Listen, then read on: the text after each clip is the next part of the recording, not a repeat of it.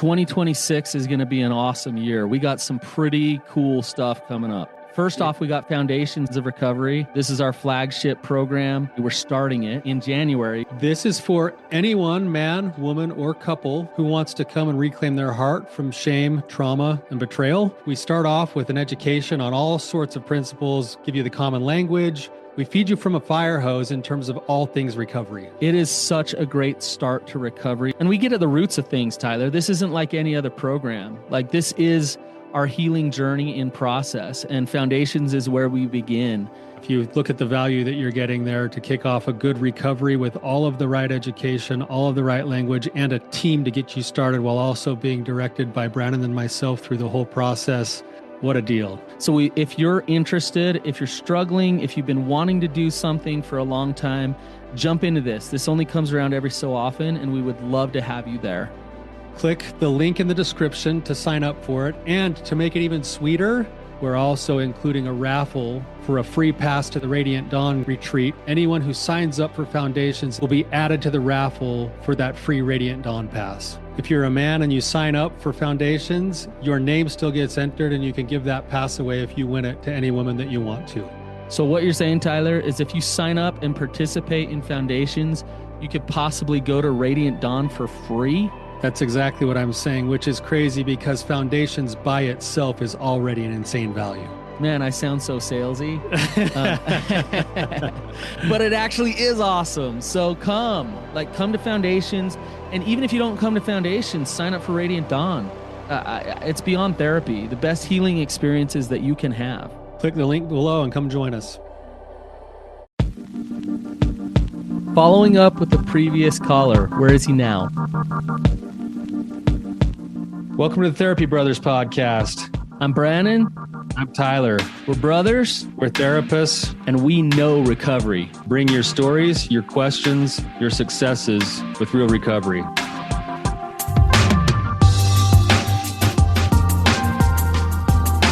Hey, Tyler, you ready to have some hard conversations? Let's do it. Let the Therapy Brothers podcast begin. All right, you guys, I'm excited to follow up with this caller. He's an awesome human, and just to dig in with his story a little bit more. Before we do, I just wanted to talk a little bit. I'm starting a group, so I haven't run groups on my own and started new groups for a while. It's been about 3 years. So I'm starting a Reclaim Your Heart group. This is not a sexual addiction recovery group. It's deeper than that. This is about overcoming your shame. It's about understanding yourself, knowing yourself on a deep level, and learning how to be a connected human being. And the group is for people who are motivated, who want to do some really hard work, and not for people who aren't motivated. So I'm inviting you to fill out an application. So if you go to my website, thebrandonpatrickshow.com, you can click on the healing journey there, find an application, and the group is going to be amazing. It's 12 to 18 months long. It's every Thursday Mountain Time at noon until 1:30. And the cost of it is $250 a month. So excited. There's only so many spots. I think I have like 5 more spots available. So hopefully by the time this releases, there's still a few spots open, starting November 30th. So there's my little commercial for my group. It's a men's group. Would love to have you guys join me. I will be running the group the whole time. So would love to have you in it. Go check it out. All right, Brandon, welcome back. Hi, Brannon. How are you? I'm doing really good. It's good to see you again. It's good to see you again, too. Yeah. So last time we talked, what I remember was you feeling a lot of guilt for hurting your partner.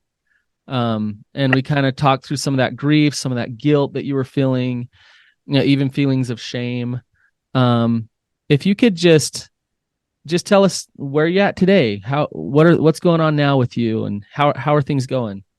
Yeah. So since the last time we talked, me and my partner took a long break of not talking, Mm-hmm. no contact whatsoever. It was really hard on me. Uh-huh. But we went like right around 2 months, maybe a little over 2 months without talking. And then we started to talk a little bit, and we actually ended up going on a vacation together, and just reconnecting that way, and really had a good time. And since then, that happened. Let's see, that happened back the end of September or the beginning of September. Sorry. Okay. And since then, we've been talking a lot, and really things have been improving in our relationship with each other. Nice. That's good. So yeah, things have really taken an upturn there, and I mean, I'm really excited for it. It's been really good for me. Like just to You really love him, don't you? I do so much. I Yeah. mean, so Yeah. much. Just Um, that it's amazing that you're kind of being given another shot here, another yeah, chance. Yeah. yeah, He must be pretty forgiving um and he must really love you too, right? yeah. He does. So Yeah, and so in the past, I really struggled with interpreting his love. Like because I only interpreted love the way that I understood it, and I didn't understand it then like I do now. what's different? It's my perception, really. Just I was so clouded before that I couldn't see the small ways that he showed his love. Oh, To me, interesting. there was only one way for me to see it, and that was typically through sex, because that's what I was addicted to. Interesting. You know, So you're making me think. Like, we do these retreats, and uh almost every time we do these retreats, we get the question of like, well, what if God doesn't like show up for me? Like I don't God like I don't see God's love in my life. And it's interesting because I'm like, I know God's loving you, and I know it's happening all the time every day, and you're just not allowing it. You're not soaking it into your heart and feeling it. yeah, And we do that with our partners too. We do that with our spouses. We yeah, like they do love us, and if we don't believe that we're lovable, then we don't see it, yeah. We right? don't see it. We don't accept it. Yeah. Yeah. Yeah, that's a good point. So Um, yeah, I mean, that's definitely one of the biggest shifts I've been able to make in myself. yeah. And I Interesting. mean, it's with getting into recovery like I have been, and I mean, I when I got into it, I hit it hard. I was, and I mean, in the beginning, it was probably some compulsion there too. Just I have to do this every day. I have to do this every day. Uh-huh. These and in the beginning that was good. That Sure. is what I needed at the time. Right. And I'm more at a point now where I can get up in the morning and be like, okay, what do I need today for myself, and then what can I give outside of that? Sounds like it's more in balance now, where Yeah, and you're absolutely right. At first, when all the chaos happens, like, have recovery be life. That's amazing. But yeah, now it sounds like you're kind of getting in a good flow here. hmm Yeah, yeah. that's good. How do you not repeat the past behaviors, Brandon? How do you not hurt him again the way that you did? The easiest way to do that is just being more open, and when things bother me, bringing it up rather than stuffing them in and just trying to deal with it on my own. Bring it to the surface, talk, explain it, and show what's bothering me and why, and then we can work from there rather than me just Has putting my that head down. Okay, I'll handle it, and has that been find has that been difficult? it's been a little hard. Yeah, yeah, but Yeah. definitely I'm getting way better at voicing my concerns when they come up, and that's the biggest thing, is just putting it out there rather than just taking it in and holding on to it. And How is he responding to you when you are being more authentic and boundaried and honest? really, really well. Yeah. I think he sees it. I think that he's empathetic with it, and understanding of it. Yeah. Um, yeah, it's interesting. Kind of combining the two things that you've said, because you said earlier, like, I haven't really allowed or seen his love, right? And then the Mhm. second piece that you're giving is kind of an opportunity that you're giving to him to actually love you. Because if you don't open up and you're not authentic and you're not vulnerable in a relationship, how can your partner actually love you? Right. Yeah. And it's like, well, I want love, I want connection, but I definitely want it at a distance. Like, I don't want to be too, because then you could reject me or abandon me. So like, let me push you away because I'm scared that you might abandon me. Do you see how it's like this really messed up system? Yeah. I think my biggest problem for me was that I wanted it this way, and it's only this way that I understand it. Oh, interesting. Rather than, being able to open my eyes and see all the different ways that it comes to me. Yeah. I think that was one of my biggest problems. Why were you so set on that? Why were you so set on one way only? I think that was just a lot in my upbringing of, I only interpreted being loved when I, did this or did that, or, this is the only way that I understood being loved from my upbringing. And so, how remind me, was it like you earned love, like you were good enough? Yeah, pretty much. Yeah, it was you have to be good enough for it. Yeah. And if you don't do this or don't do that, then it's not going to be available. Right. It's kind of a weird feeling when you realize that that's a lie, and you actually receive love in your brokenness and in your failures. Where somebody's like, I'm here for you. I love you. I want to hold you while you're shattered. I want to empathize with you in your pain and in your struggle, which is way different than I need to be perfect enough so then you can think that I'm good enough. Yeah. Right? And that's definitely how I lived, for sure. I have to be good enough or else. And I can't show anything that is bad or is struggling for the right description here, but yeah. Brandon, it's interesting. I do this thing in my groups or even at the retreats where we have the group members actually speak some of the things they're most kind of feel guilty and shameful about. And we go through this process where they all go through it and they all do it. And you know what we feel at the end of it? What's that? We feel connection. Yeah. It's odd, isn't it? Like, yeah. They're talking, they're saying, I did this and I did that and I'm embarrassed about this and I feel horrible about that.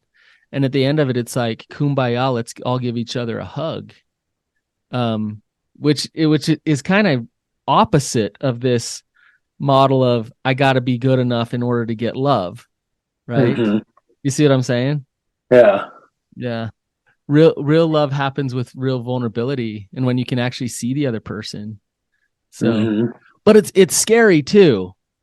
Oh yeah. That's what you're saying. Like it's hard to go be honest with him, have some healthy confrontation, do these things because you could get rejected. Right. And I think the biggest thing that I understand now is, I may still get rejected by him in a small way, not as a whole, but in a small, like, okay, he doesn't agree with me on this, and that's okay. And we don't have to agree on this. Right. And that's fine.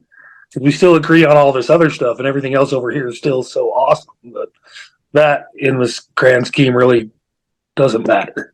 Well, it's an important thing to understand that, and I think couples get this wrong all the time, is they think that love is about agreement. They think that love is about, well, I see it this way, so you should see it this way too. And so like you bring conflict to the table and you're like, hey, I don't appreciate that you leave your shoes on the floor right there, and he's like, well, I don't appreciate that you don't appreciate that. So like, you don't have to agree on where you put your shoes. What love actually is, it's not agreement. It's understanding. It's, I might not want your shoes on the floor right there. You obviously are okay with that. I want to understand why. I want to understand you. I want to see you. Right? Do you see the distinction there? Mm-hmm. Yeah, definitely. And if there's space in a relationship where we can be different individuals. You can think that, you can think A and I can think B, but I totally can see why you'd think A, and I totally get where you're coming from and who you are, and you feel that I get that, but also feel that I don't need to go see A with you. That's where real intimacy can happen, right? Mm-hmm. It's actually, as we honor our individuality in a relationship, that's where intimacy and connection happen. Yeah. So it's like a paradox. It's backwards. So are you following me, Brandon? Yeah, I'm definitely following. Yeah. Yeah. So if you're an addict and you're just using people for your okayness, then you're so far from having that healthy separation in a relationship to be able to be boundaried in that relationship and create love and create actual love. That's definitely where I was at. I needed all of this to make me feel okay. And if he wasn't, if he was having a bad day or something was bothering him, it was my job to fix it. It was, I had to make it okay for me to be okay. I want to ask you this, Brandon. I just got off a call, and I've talked with so many people throughout the years. It seems like you're figuring out how to love yourself more. Mm-hmm. And a lot of times people can't figure that one out. And I mean, really do it. Not just like, I know that I should love myself more. And like, how are you actually getting there? Like, the way you're resonating today is night and day from the first time that I met you. Like, how are you getting there? What are you doing? How is this working? I mean, really, like I said in the beginning, it was hitting those dailies really hard in the beginning for the first probably 4 to 6 months. What were some of the dailies? What were some of the dailies you were doing? It was a lot of meditation. It was journaling. It was those were the biggest things. Working out. Excellent. And then it was diving into things that I used to enjoy a lot, like going and playing pool, going fishing, and doing those things. Excellent. And actually, leaving the addiction behind, or breaking free of the addiction and having the time to enjoy those things that fulfilled me. Yeah. Again. Yeah. Rather than being stuck in this just hellish place of trying to find something to fulfill me. Yeah. Excellent. So yeah, okay. Really. Well, I was just going to say, okay, diving into the dailies. I love that answer. It seems so simple and even stupid a little bit, like little tiny things like playing pool. It's not stupid. It's like paramount to the recovery process and recovering your heart is giving yourself time to love you and take care of you and also know you. Like, you love pool, right? Yeah. You love fishing. Yeah. So like, heck yeah. Like, that's amazing. Okay. So what else? So you started doing the dailies, started taking care of yourself more. What else, Brandon? And then the other big thing that's done it for me, especially really recently, is just seeing my own progress and seeing what I've been able to do for myself. Okay. Just minimizing all that chaos that I used to just live in, and I resonated chaos, not just in my marriage, but I mean financially and emotionally. It was just standing back now and looking at it, I'm like, man, how did I not understand I had a problem back then with how things were, 8 months ago, a year ago, compared to how things are today? It's like, man, how was I so blind to what was so bad for me? How do you stop and see the progress? I mean, do you stop and just like, wow, like I'm actually in a pretty good place? You just acknowledge it internally, or how do you see it? Yeah, I acknowledge it to myself. I mean, I acknowledge it to myself verbally, and I see how much better I'm doing at work. Like, okay, excellent. I can see how much more focused I am and how much more productive I am. So for this last quarter, I'm not 100% sure, but I'm like 90% sure I was the highest efficiency crew lead for the quarter. Nice. Excellent. I mean, Yeah. a lot of it was luck, but, but Hang on here. Own it. Right. I mean, there was definitely some luck involved because I didn't have any huge major equipment breakdowns while I was running the job. But I mean, yeah, we were efficient and things just went great. Awesome. And because I could be there and be fully involved in it rather than trying to do this work and then, having the addiction over here that I wanted to go do all day long rather than. Right. So you're noticing like the good things happening, and it's like, wow, like that. I mean, that's quantifiable. Like it's like there's stats that are like, I'm killing it at work. Things are going good at work, right? But I think it's important to stop and acknowledge it. It's important to be like, yeah, like that is absolutely like a result of my recovery work and maybe a little bit of luck, but my recovery work as well, right? Yeah. Okay, so stopping to acknowledge the good, acknowledge the progress, seeing the good things going on. What about like learning how to love yourself again?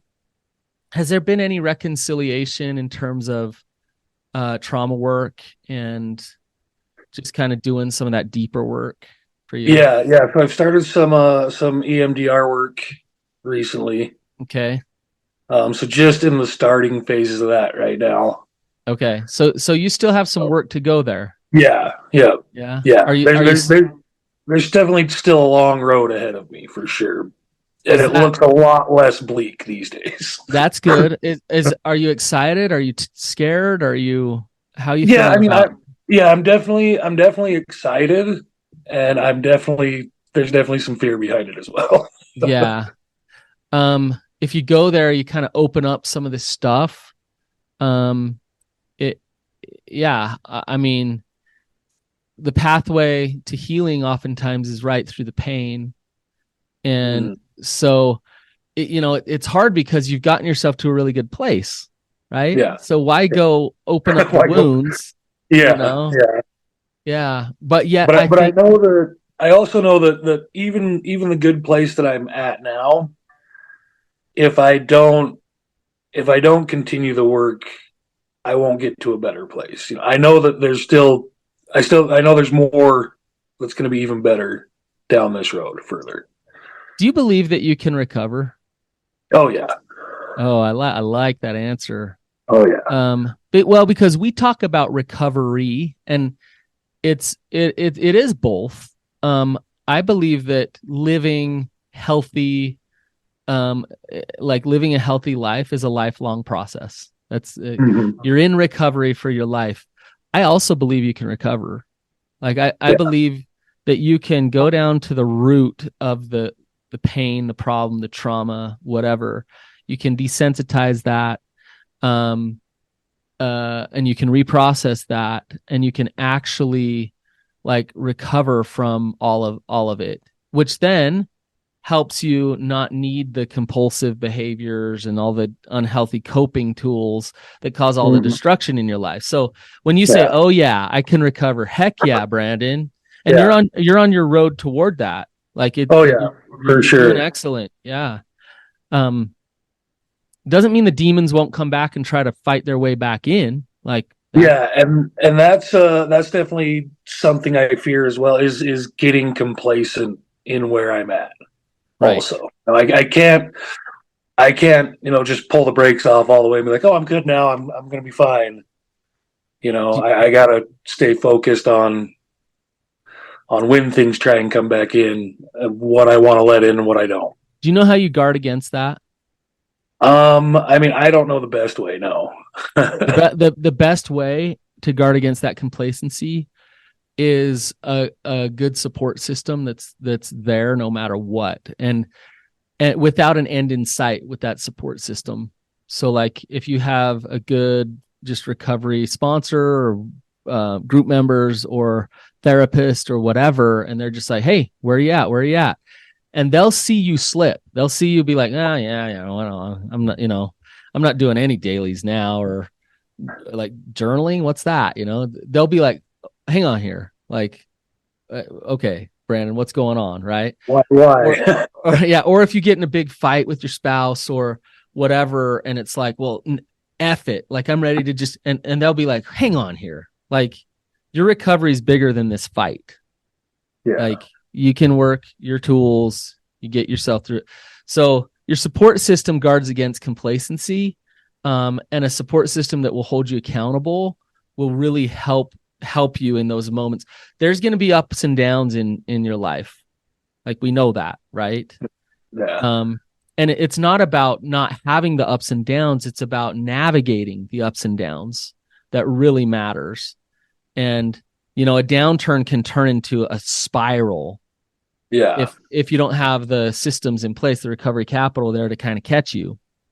But if you do have the systems and the recovery capital, then those downturns are actually real good moments of learning that strengthen your recovery. Yeah. Right? I was definitely really good in the past at spiraling hard down.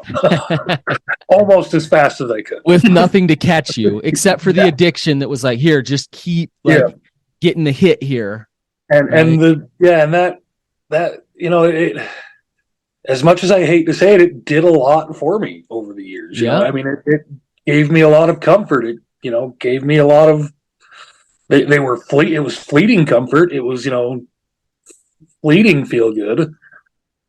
But it's supply it. It's such a conniving, I don't know what other word to say other than piece of shit thing, because it's like because it's like, I'm the only thing that's here for you in this moment. And so use me, I will chew you up and I will spit you out. Like, you will feel horrible about yourself after this, but I'm here for you. Right. Yeah. So and I'll still be here for you. Yeah. I'll always be here for you. But you know what? There's a price that you're paying. Oh yeah. And I'm going to take that from you, that price. And even at the times where you're like, well, I don't even feel guilty. I feel nothing when I do it. No, it's still taking its it's still taking its payment. That little bit, it's just taking your soul piece by piece. And you've learned to numb yourself to the effects. Yeah. So you get to this place of just pure numbness. Right. And then you're living this deathless death, and the addiction is like, yeah, did it, got it. Yep. Got it. Right? It's mine. Right. And so it's this thing where it's like, hey, appreciate the addiction, Brandon. That's great. I actually love, I know people are getting in recovery when they actually can acknowledge how great the addiction was. Because when you can do that, you can say, because I can see you and I know what you're doing, I'm going to choose not to indulge with you. Right. Mm-hmm. Yeah. I'm not going to fight against you. I'm actually choosing something different. Yeah. Right. Have you experienced that, where you're not fighting, where you're not just battling against the addiction? Yeah. Oh yeah. I mean, definitely, even just probably 3-4 months ago, it was still a lot of white knuckling, a lot of, definitely fighting away from it. Yeah. And doesn't mean that, if you're in a state where you're not fighting it, doesn't mean you won't have triggers, doesn't mean you won't have temptations. But when those things come, it's like, oh yeah, like there's those things. I'm good. And when that hits me at this point, I look at it and say, yeah, I remember when I used to do that, and I remember after that what I didn't like about it. Right. So for now, I'm just going to let you stay over there. Yeah. I see you there. I understand you want me to come in, but I don't want to do that anymore. Yeah. Yep. I call that playing the tape in your head, where you kind of watch the reel, where it's like, okay, like I know I could go act out. I know I could go do this, and I know where that goes, and I see where that goes. And so I'm going to choose not to do that. So it's an excellent tool to use. And that choice used to be so much harder. Like, even just not to, 4 months ago, that was a hard choice to make. Yeah. Yeah. It was hard not to just dive into that and be like, yep, I'm back. It's going to be fine. I'm going to ride this roller coaster. It's interesting, Brandon. I think I've shared this story before, but the key to relapse prevention. Do you know what it is? I'll put you on the I spot. know I've heard it before, but I don't remember it right in a second. Well, I'll answer this kind of backwards a little bit.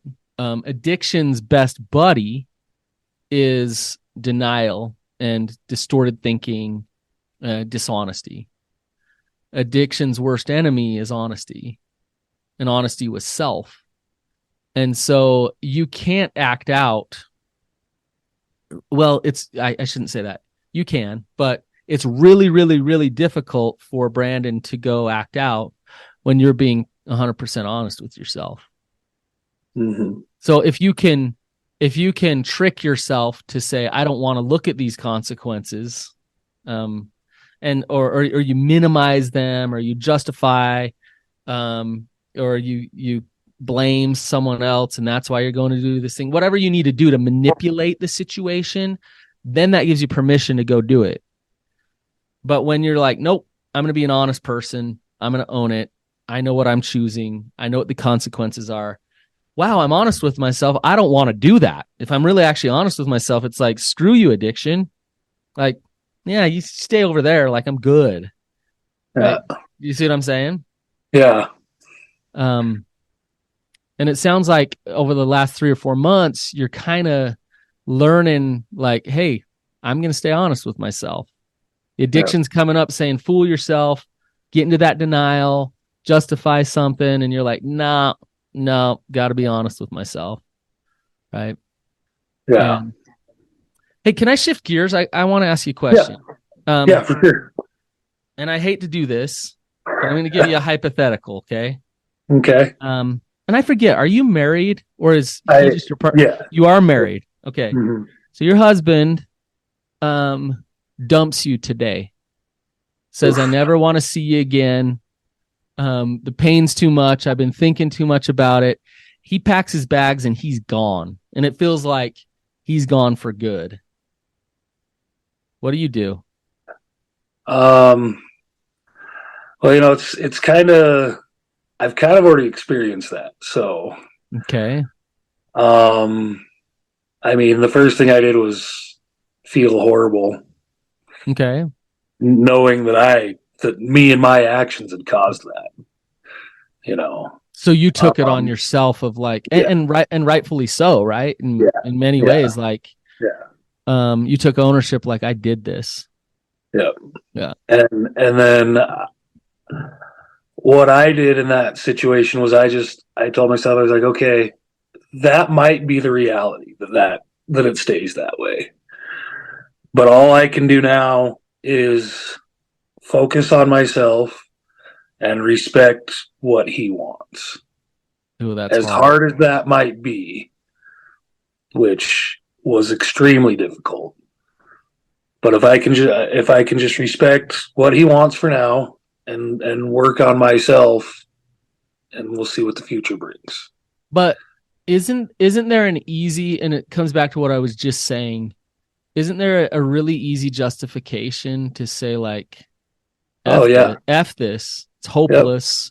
If it's over, then I can just go do whatever I want. Yeah. Like, what's the point? And that thought and feeling definitely came in. Yeah. For sure. Yeah. And what I told myself was I've come this far. Even if I can't be with my husband, I've still come this far, and things are better now than they were then. Oh, I love that.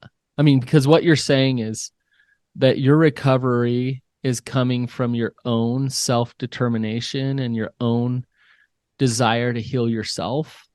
And if your recovery is solely based on trying to get him back and trying to keep him in the relationship, it's not sustainable. Yeah, it's not. And in the beginning, that's what it was for sure. Yeah. I mean, he was definitely my motivation to get into recovery.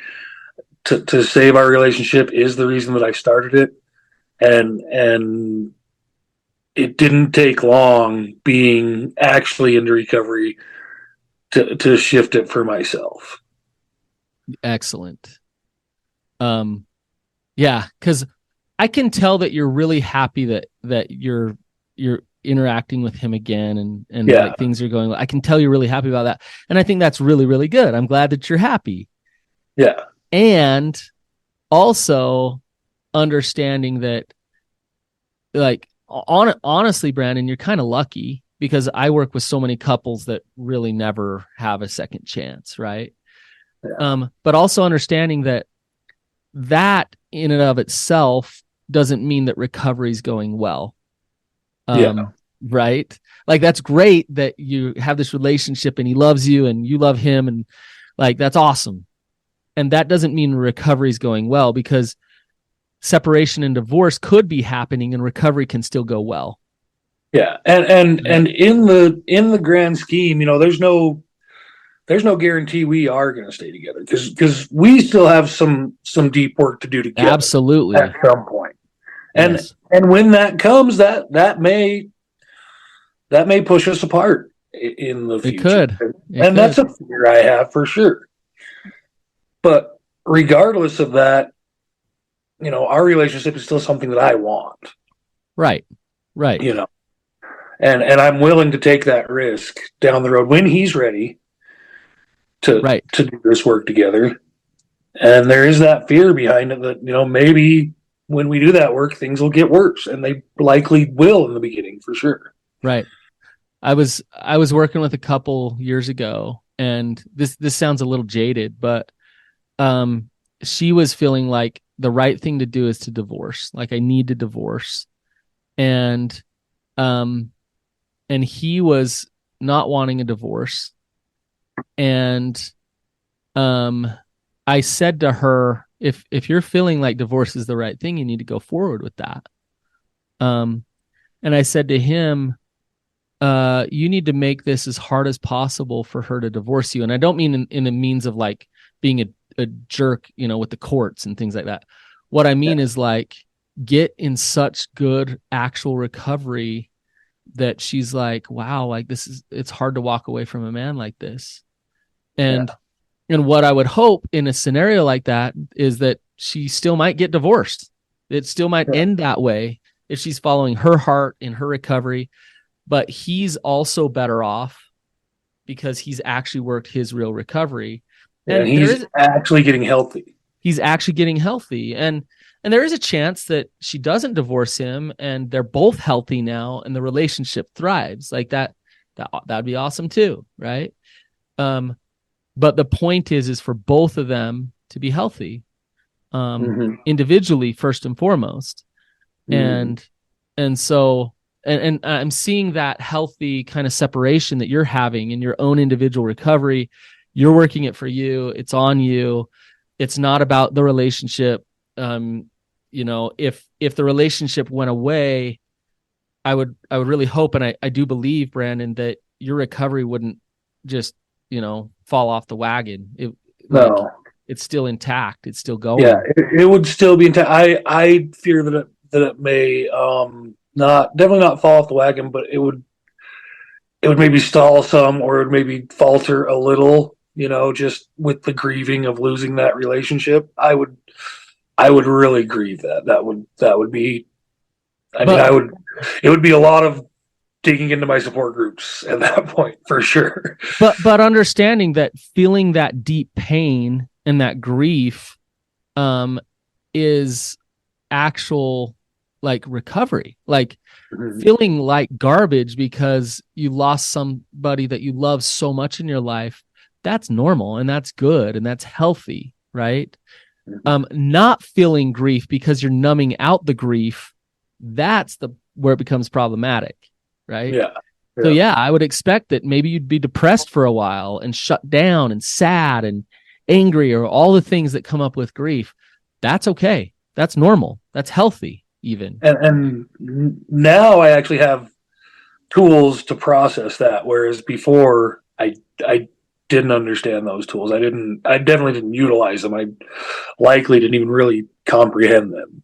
There was the addiction waiting for you. Like, hey, yeah, I got you, buddy. There was that big blanket to catch me and chew you up and spit you out again.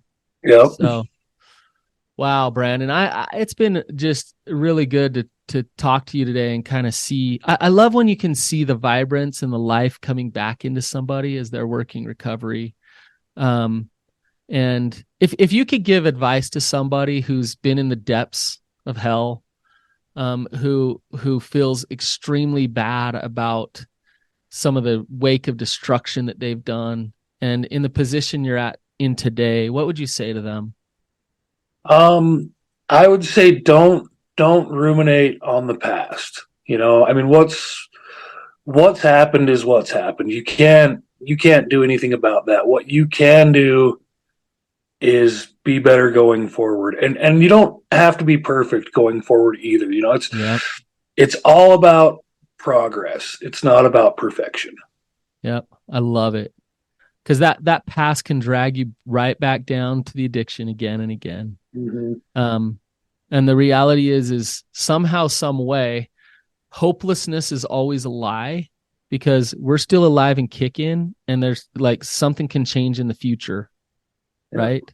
Yeah. And go ahead. The biggest thing I would say too is that with that progress, even if it's baby steps help. I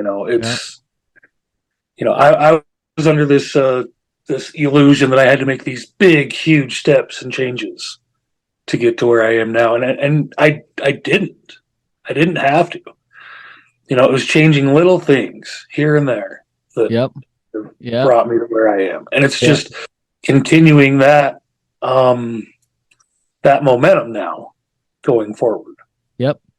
It really is focusing on the process, not on the outcome of it. And so it's just the little things every single day that make the huge difference. And it's great advice. I hope you're listening if you're out there and you're wondering if recovery is real, because Brandon is speaking the truth. And Brannon, I really appreciate you coming on. We kind of went everywhere today. It was just kind of an overview of your recovery, and it was fun to do. It was great. Yeah, I enjoyed it.